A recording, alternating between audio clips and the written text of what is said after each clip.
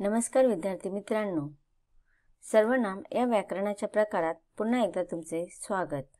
आज आपण सर्वनाम व सर्वनामांचे प्रकार अभ्यासत आहोत आणि सर्वनामाचा हा सेशन क्रमांक 3 आहे। यापूर्वीच्या सर्वनामाच्या भागामध्ये आपण सर्वनाम म्हणजे काय, त्याचे किती प्रकार आहे याचा अभ्यास केला। सर्वनामाचे एकूण किती प्रकार आहेत? 4 आणि त्यापैकी आपण पुरुषवाचक सर्वनाम याचा सविस्तर अभ्यास केलेला आहे। पुरुषवाचक सर्वनामाचे किती प्रकार असतात? 3। प्रथम पुरुषवाचक सर्वनाम, द्वितीय पुरुषवाचक सर्वनाम आणि तृतीय पुरुषवाचक सर्वनाम। आता आपण पुढील सर्वनामांचा अभ्यास सविस्तरपणे या पाठामध्ये अभ्यासणार आहोत। सर्वनामांच्या 4 प्रकारांपैकी आपण पहिला प्रकार म्हणजे पुरुषवाचक सर्वनाम याचा अभ्यास केलेला आहे। आता आपण पुढील प्रश्नार्थक सर्वनाम म्हणजे काय, संबंधी सर्वनाम म्हणजे काय, दर्शक सर्वनाम म्हणजे काय याचा सविस्तर अभ्यास आपण या सेशन मध्ये करूया। पहिला पाहूया आता दर्शक सर्वनाम। याच्या आधी आपण काय अभ्यासलं? पुरुषवाचक सर्वनाम। आता आपण दर्शक सर्वनाम म्हणजे काय हे अभ्यासणार आहोत। व्याख्या पाहूया।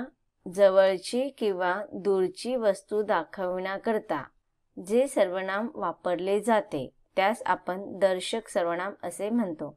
आता बघा, ह्याच्या नावामध्येच आपल्याला त्याचा अर्थ समजत आहे की दर्शक म्हणजे दिसणे। मग काय दिसते आपल्याला? वस्तू। मग ती वस्तू जवळ आहे का दूर आहे हे आपल्याला ज्या सर्वनामांवरून समजते किंवा कळते त्या सर्वनामांना आपण दर्शक सर्वनाम असे म्हणतो। उदाहरणार्थ हा, ही, हे, तो, ती, ते यांना आपण दर्शक सर्वनाम असे म्हणतो। आपण वेगवेगळे उदाहरण पाहूया वाक्यांद्वारे। ही माझी वही आहे। तर बघा, ह्या वाक्यामध्ये वही या वस्तूबद्दल बोललेलं किंवा सांगितलेलं आहे। कशाबद्दल सांगितलेलं जाते? तर वहीबद्दल। आणि वही कुठे आहे? जवळ। जवळ बाजूलाच आहे म्हणून त्या वहीला संबोधित करून म्हटलेलं आहे की ही माझी वही आहे। मग या वाक्यामध्ये ही दर्शक सर्वनाम आहे। त्याच्यानंतर हा माझा भाऊ आहे। तर इथे भाऊ हा ह्या व्यक्तीबद्दल सांगितलेला आहे आणि त्याच्यासाठी कोणत्या सर्वनामाचा प्रयोग केलेला आहे? तर हा। म्हणून इथे हा दर्शक सर्वनाम म्हणून त्याचा प्रयोग होत आहे। ते माझे घर आहे। आता घर दाखवले जात आहे आणि ती वस्तू जरा थोडीशी आपल्या अंतरापासून आहे म्हणून आपण काय वापरलेले आहे? कोणता सर्वनाम? ते। तर ते हे दर्शक सर्वनाम आहे। तो आमचा बंगला आहे। तर इथे बघा, बंगल्याबद्दल सांगितलेलं आहे आणि त्याच्यासाठी कोणता सर्वनाम वापरलेला आहे? तर तो। मग अशा प्रकारे ही, हा, ते, तो हे दर्शक सर्वनाम आहेत। आता आपण इथे काही उदाहरणं पाहूया आणि त्या उदाहरणामध्ये जे काही अधोरेखित केलेले सर्वनाम आहेत ते थोडं आपण समजून घेऊया। पहिलं उदाहरण आहे, हा मुलांचा संघ कोणाचा? काय विचारलेलं आहे की हा मुलांचा संघ कोणाचा? आता इथे बघा, हा दर्शक सर्वनाम आहे परंतु इथे प्रश्न पण विचारलेला आहे। आता इथे फक्त आपल्याला दर्शक सर्वनाम समजून घ्यायचे आहेत। नंतर मी तुम्हाला अजून एका प्रकारामध्ये हीच उदाहरण समजावून सांगणार आहे। तर बघा, इथे हा दर्शक सर्वनाम आहे। त्याच्यानंतर दुसरं उदाहरण, ही फुलांची माळ सुहासने बनवली। त्याच्यामध्ये कर्ता कोण आहे? सुहास आहे आणि सुहास बद्दल कोणतं सर्वनाम वापरलेलं आहे? तर ही। मग इथे आपल्याला हे सर्वनाम दर्शक सर्वनाम याचा बोध करत आहे। तिसरं, हे क्रिकेटचे मैदान खूप मोठे आहे। आता इथे मैदान ही वस्तू दाखवलेली आहे आणि त्याच्यासाठी हे शब्दाचा किंवा सर्वनामाचा प्रयोग केलेला आहे। आता ही आणि हे शब्दांवरून आपल्याला जवळच्या वस्तूंबद्दल माहिती होत आहे. आता बघा इथे चौथं उदाहरण पाहूया आपण. तो यशवंतचा मुलगा आहे. आता यशवंत आहे हा एक सजीव व्यक्तीबद्दल सांगितलेला आहे, पण तो जो मुलगा आहे यशवंतचा मुलगा तो जरा अंतरावरती आहे, म्हणजेच ती वस्तू किंवा तो सजीव थोडा दूर आहे. मग ही दूरची वस्तू वापरण्यासाठी तो हा दर्शक सर्वनामाचा उपयोग केलेला आहे. पुढचं वाक्य पाहूया आपण. उदाहरण 5. ती माझी मैत्रीण आहे. तर इथे बघा ती माझी मैत्रीण आहे, ते पण मैत्रिणीबद्दल सांगितलेलं आहे, पण ती जवळ नाहीये, तर ती आपल्यापासून लांब आहे, म्हणून तिच्याकडे दर्शवून किंवा संबोधन करून म्हटलेलं आहे की ती माझी मैत्रीण आहे. तर इथे ती हे दूरची वस्तू दाखवण्यासाठी वापरलेलं सर्वनाम आहे, म्हणजे त्याला आपण दर्शक सर्वनाम असे म्हणू. पुढे आहे उदाहरण.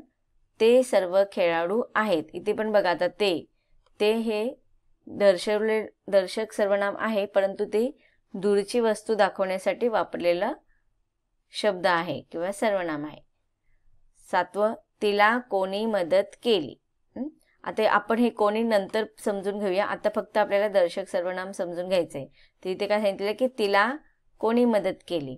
मग आता इथे ती या शब्दाचा प्रयोग केलेला आहे आणि ती हा दर्शक सर्वनाम म्हणून उपयोग होत असताना ती दूरची वस्तू आपल्याला दूरच्या प्राणीबद्दल आपल्याला त्याची माहिती होत आहे, म्हणून इथे तिला ती हे दूरची वस्तू दाखवणारे दर्शक सर्वनाम आहे. पुढचं उदाहरण क्रमांक 8. तुला खायला काय बनवू. तर याच्यामध्ये बघा काय हा आपण नंतर अभ्यासूया. आता तुला इथे याच्यामध्ये पण बघा तुला खायला काय बनवू.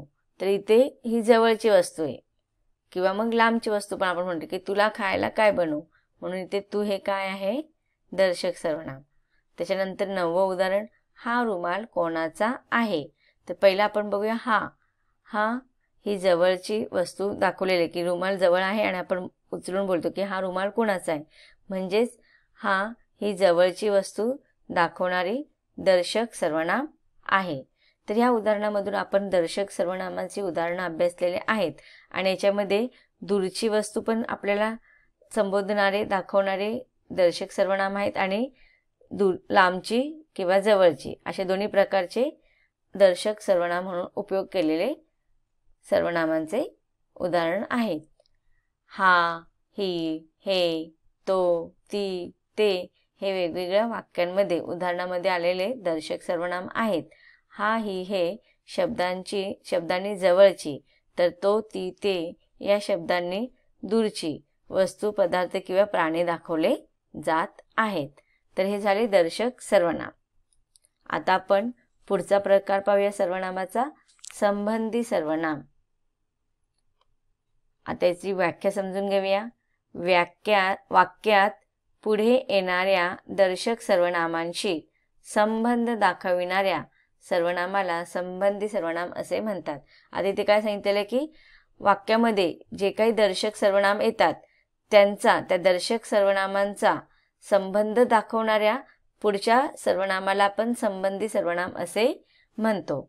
आता याच्याबद्दल काही गोष्टी तुम्हाला महत्त्वाच्या लक्षात ठेवायच्या आहेत. तर त्या आहेत, ही जी संबंधी सर्वनाम असतात ते नेहमी मिश्र वाक्यामध्ये येतात. मिश्र वाक्य म्हणजेच दोन वाक्य एकमेकांना जोडून येतात, त्याला आपण मिश्र वाक्य म्हणतात. म्हणजेच दोन वाक्यांना जोडण्यासाठी ज्या सर्वनामांचा उपयोग होतो त्या सर्वनामांचा एकमेकांमध्ये वाक्यांचा एकमेकांमध्ये संबंध जोडला जातो आणि अशा संबंध जोडल्या जाणाऱ्या सर्वनामाला आपण संबंधी सर्वनाम असे म्हणतो. इथे तुम्हाला एक महत्त्वाची गोष्ट सांगितलेली ती म्हणजे की मिश्र वाक्य जे असतात त्याच्यामध्ये अधिकतर संबंधी सर्वनामे असतात आणि ही सर्वनामे गौण वाक्याच्या सुरुवातीलाच येतात. इथे काय सांगितलेलं आहे आता की ही जी काही सर्वनामे आहेत ती गौण वाक्य त्याच्या सुरुवातीलाच येतात. असे गौण वाक्य हे गौण वाक्याचे विशेषण प्रकार सुद्धा असतात. आता आपण उदाहरण समजून घेऊया. जे चकाकते ते सारेच सोने नसते. बघा आता इथे काय सांगितलेलं की जे चकाकते ते सारेच सोने नसते. मग इथे बघा मिश्र वाक्य आहे जे चकाकते. ते सारेच सोने नसते, त्याच्यामध्ये संबंध स्थापित केलेला आहे, पण याच्यामध्ये सर्वनामांचा प्रयोग आहे म्हणून जे आणि ते हे संबंधी सर्वनाम येणार. पुढे आहे जो तळे राखेल तो पाणी चाखेल. तर याच्यामध्ये सुद्धा जो आणि तो हे दर्शक सर्वनामांशी त्याचा संबंध येत आहे, म्हणून इथे जो आणि तो हे संबंधी सर्वनाम आहेत. आता इथे आपण अजून उदाहरणांद्वारे समजून घेऊया. पुढचं उदाहरण आहे, खालील वाक्य वाचा. 1. जो लवकर उठतो तो निरोगी राहतो. तर याच्यामध्ये बघा जो आणि तो हे संबंध दर्शवणारे सर्वनाम आहेत, म्हणून जो आणि तो संबंधी सर्वनाम आहेत. पुढचं उदाहरण आहे, जिला तालबद्ध उड्या मारता येतात तिला लेझिम संघात सहभाग घेता येईल. आता याच्यामध्ये पण बघा जिला आणि तिला हे मिश्र वाक्याचंच उदाहरण आहे, पण याच्यामध्ये जिला आणि तिला हे संबंधी सर्वनाम आहेत. तर वरील दोन्ही वाक्यांमध्ये जो तो जिला तिला हे संबंधी सर्वनाम आहेत.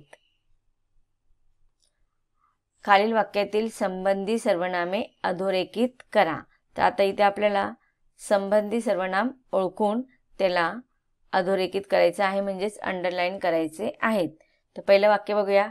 ज्यांनी बचत केली त्यांनी आपले भविष्य सुरक्षित केले. सांगा पाहू लवकर कोणते येणार याच्यामध्ये? ज्यांनी आणि त्यांनी. अगदी बरोबर, व्हेरी गुड. खालील वाक्यातील संबंधी सर्वनाम आहेत ज्यांनी आणि त्यांनी. दुसरं उदाहरण पाहूया. ज्याला खुंटावरचा खो खो खेळता येतो त्याला गोल खो खो खेळता येतोच. मग याच्यामध्ये संबंधी सर्वनाम कोणते आहेत? ज्याला आणि त्याला. अगदी बरोबर. पुढचं पाहूया उदाहरण. जे दुसऱ्याला मदत करतात ते लोकप्रिय होतात. तर याच्यामध्ये कोणते येणार? जे आणि ते. अगदी बरोबर. मग खालील वाक्यांमधील संबंधी सर्वनाम कोणते? पहिल्या वाक्यामध्ये ज्यांनी त्यांनी, दुसऱ्या वाक्यामध्ये ज्याला त्याला आणि तिसऱ्या वाक्यामध्ये जे ते. आता आपण प्रश्नार्थक सर्वनाम म्हणजे काय ते समजून घेऊया. ज्या सर्वनामांचा उपयोग वाक्यात प्रश्न विचारण्यासाठी केला जातो त्या सर्वनामास प्रश्नार्थक सर्वनाम असे म्हणतात. अगदी सोपे. प्रश्नार्थक सर्वनाम ओळखायच्या एक गोष्ट म्हणजे वाक्याच्या शेवटी नेहमी प्रश्नचिन्ह लावलेला असतो आणि त्या सर्वनामाचा उपयोग प्रश्न विचारण्यासाठी केला जातो. आता प्रश्न विचारण्यासाठी कोणते कोणते शब्द वापरतो आपण? कोण, कुणास, काय, कोणी, कोणाला, किती, कोठे. हे काही प्रश्न विचारणारे शब्द असतात. प्रश्नामध्ये येणारे जे शब्द असतात ते जेव्हा सर्वनामांबरोबर आलेले असतील, वाक्याच्या शेवटी प्रश्नचिन्ह दिलेले असेल, तिथे नेहमी प्रश्नार्थक सर्वनाम येतात. तिथे बघा तुम्हाला दिलेले आहे उदाहरण. कोण, कुणास, काय, कोणी, कोणाला. हे सगळे प्रश्नार्थक सर्वनाम आहेत. आता पाहूया आपण इकडे उदाहरण अजून. तुमच्यापैकी कोण धडा वाचणार? आता इथे बघा तुमच्यापैकी विचारलेले म्हणजे हे तुमच्यापैकी सर्वनाम आहे, पण इथे कोण हा प्रश्न विचारणारा शब्द आहे आणि वाक्याच्या शेवटी प्रश्नचिन्ह आहे, म्हणून इथे प्रश्नार्थक सर्वनाम आहे. तुझ्याकडे किती रुपये आहेत? त्याच्यामध्ये सर्वनाम आहे तुझ्याकडे, पण किती या शब्दावरून प्रश्न विचारला गेलेला आहे आणि वाक्याच्या शेवटी प्रश्नचिन्ह लावलेला आहे, म्हणून इथे प्रश्नार्थक सर्वनाम आहे. तिसरं वाक्य. तू कोठे जातोस? तू कोठे जातोस? याच्यामध्ये बघा कोठे या प्रश्नार्थक सर्वनामाचा उपयोग केलेला आहे आणि वाक्याच्या शेवटी प्रश्नचिन्ह पण आहे, मग हे प्रश्नार्थक सर्वनाम आहेत. आता यापूर्वी सुद्धा आपण या उदाहरणांचा अभ्यास केलेला आहे, पुन्हा एकदा अभ्यासून घेऊया. हा मुलांचा संघ कोणाचा? याच्यामध्ये हा सर्वनाम आहे. ही फुलांची माळ सुहासने बनवली. आता पहिलं बघूया. हा मुलांचा संघ कोणाचा? याच्यामध्ये बघा कोणाचा हा प्रश्न विचारलेला आहे की नाही, म्हणजे तिथे हा प्रश्नार्थक सर्वनाम सुद्धा येईल आणि याच्या अगोदर आपण पाहिलेला दर्शक सर्वनाम सुद्धा आहे. त्याच्यानंतर ही फुलांची माळ सुहासने बनवली, याच्यामध्ये ही दर्शक सर्वनाम आहे. हे क्रिकेटचे मैदान खूप मोठे आहे, याच्यामध्ये हे दर्शक सर्वनाम आहे. तो यशवंताचा मुलगा आहे, तर याच्यामध्ये सुद्धा हा दर्शक सर्वनाम आहे. त्याच्यानंतर ती माझी मैत्रीण आहे, याच्यामध्ये ती हा सर्वनाम दर्शक सर्वनाम म्हणून उपयोग केलेला आहे. पुढचं वाक्य आहे ते सर्व खेळाडू आहेत, याच्यामध्ये ते दर्शक सर्वनाम आहे. 7वं वाक्य आता आपण पाहूया.